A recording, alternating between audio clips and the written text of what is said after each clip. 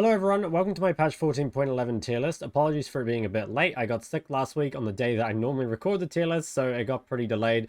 But I'll do my best to get you guys up to speed. Fortunately, not a whole lot has changed champ-wise, but there's definitely been meta changes, which are mainly due to the runes, which is actually the first thing I'm going to talk about. So there are a lot of OP runes at the moment, and I'm going to go through and kind of talk about each of them.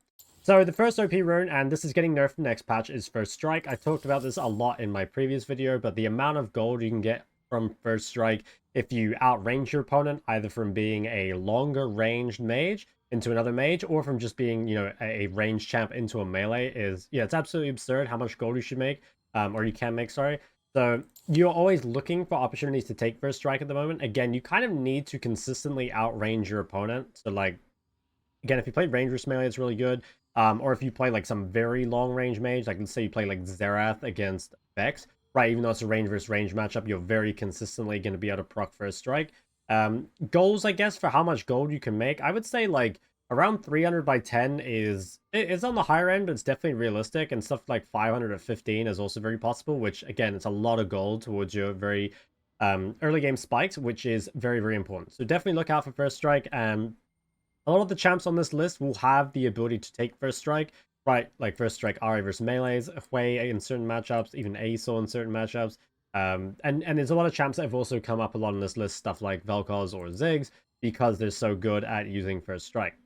And the next rune I need to talk about is Sudden Impact. So there's a couple champs that abuse this really, really well, and the main abuser I can think of is LeBlanc. So the way they've changed Sudden Impact is that rather than granting Magic Pen, it actually just means that your next attack or ability, and the attack part being the important one, deals bonus true damage, and actually does a lot of damage. So what this means is that you don't actually need to hit an ability for it to deal damage. So as in LeBlanc's case, for example, you can W forward and order your opponent for a bonus 20 true damage, and obviously this scales up the game.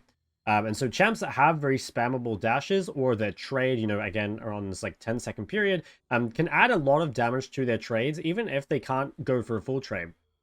And this has actually changed certain matchups. So like LeBlanc versus Syndra, for example, used to be quite Syndra favorite, I would say, because LeBlanc has to stay around a long time to get the damage, right? Just kind of go for WEQ.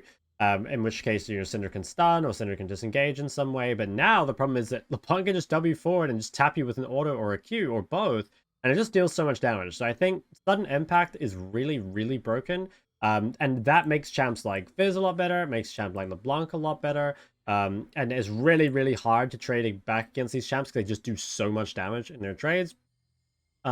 One thing worth noting as well is that on LeBlanc specifically, in melee matchups, you can go like First Strike primary and then go Domination secondary with Sudden Impact. This is something that's getting a lot of play on Korea, and it's very, very strong as well. So I'll come back to that maybe a little bit when I talk about LeBlanc specifically, but that is good as well. The next runes I'm going to talk about are a combination, which is Fleet Footwork and Absorb Life. So there are certain champs like Tristana that in very difficult matchups can go for the combination of Fleet and Absorb Life, and it gives so much sustain.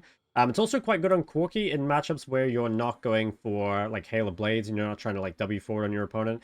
It gives an actually just absurd amount of sustain. So I don't have the numbers off the top of my head, but I played a game the other day of Corki versus Zed, and at like 7 minutes, the combination of like Fleet and Absorb Life had given me like a bonus 500 health or something, and then, you know, I'd recalled, and then coming back from like 7 minutes to 10 minutes was another like 500 health or something, which is a crazy amount of sustain.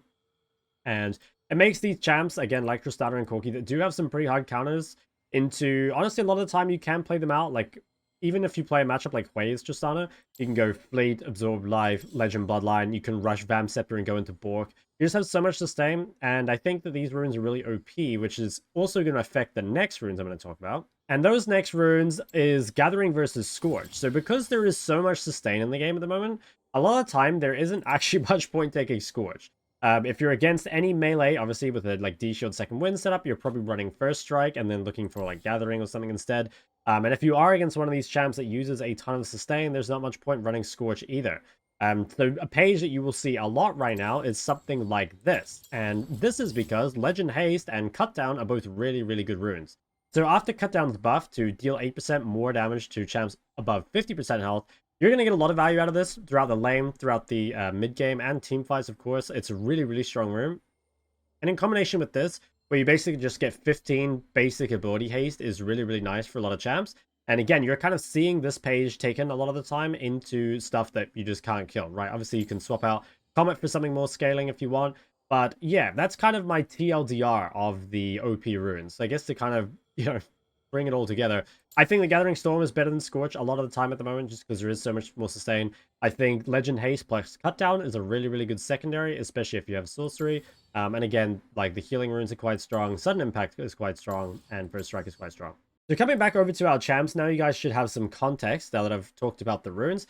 So Tristana is in S tier, mainly because there are a lot of AP junglers at the moment, and she's probably the best AD mid. She has mobility, which is nice.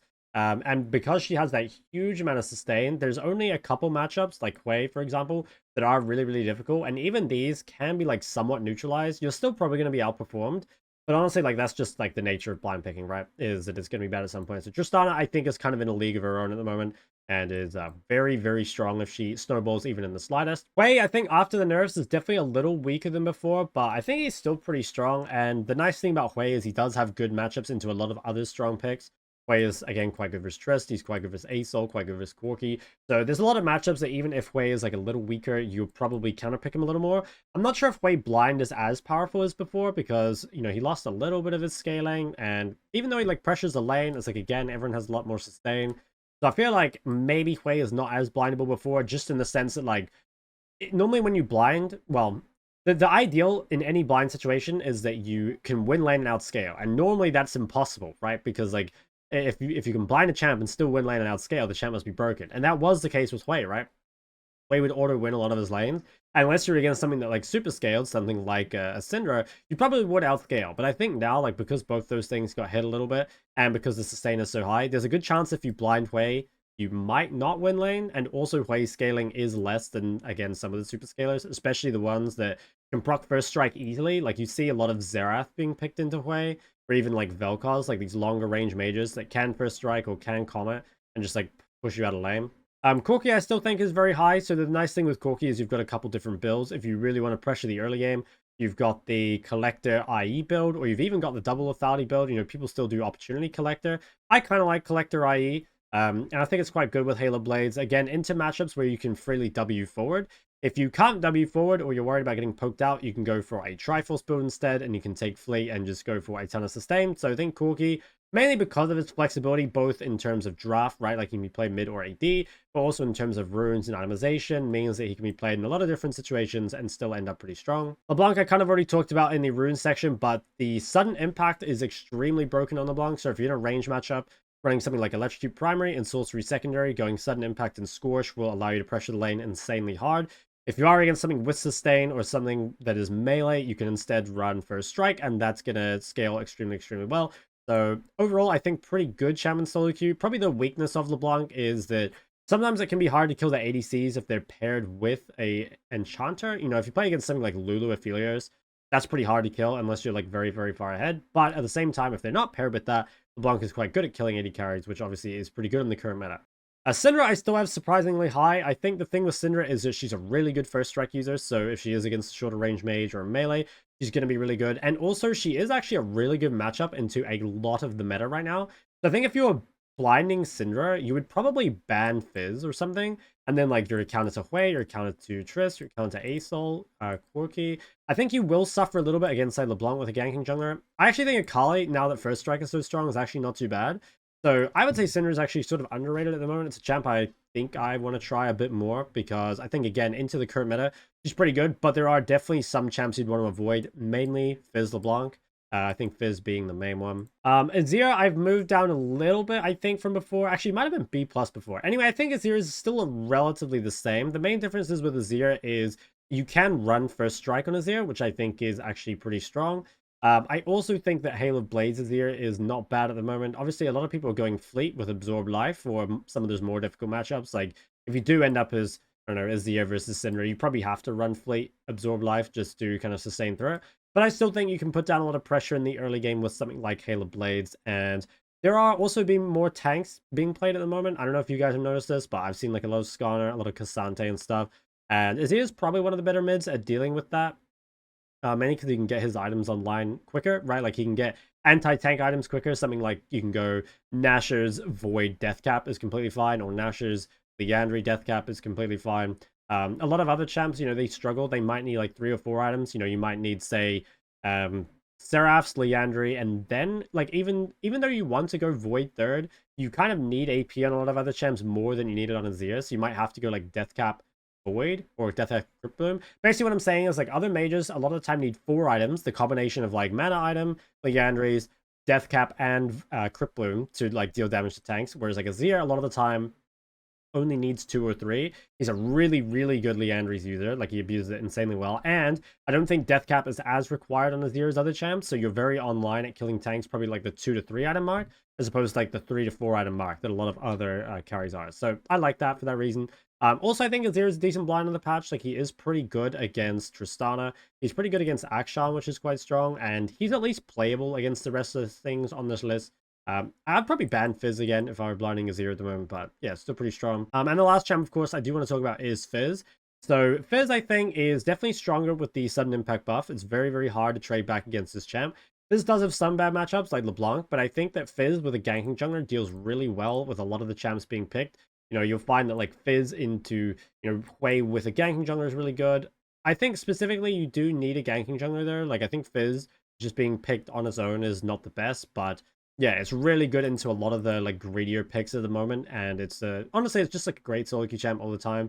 So and it's worth banning as well. Like, if you're blinding one of these champs that does kind of get punished by, yeah, again, like an assassin that punishes immobility, Fizz is probably your go-to at the moment. So yeah, definitely an underrated champ. I think he's very, very strong in solo queue at the moment. So I think that's pretty much going to be it for this one. If you guys have any thoughts, leave them in the comment section below. Hopefully you guys enjoyed a little bit about the runes. That was kind of more of like a meta update thing, but I think it is pretty important because a lot of time there are a lot of changes in the meta that just come from itemization or that come from runes, as opposed to just like direct patch notes. That being said, there are new changes for next patch already published. Not all the numbers are out, but there are some like big changes to Akali, for example. Remember this action change and stuff as well, so maybe we'll see some shifts in the next patch too. Anyway, guys, don't forget to like, subscribe, and leave your thoughts below. I'll see you guys in the next one.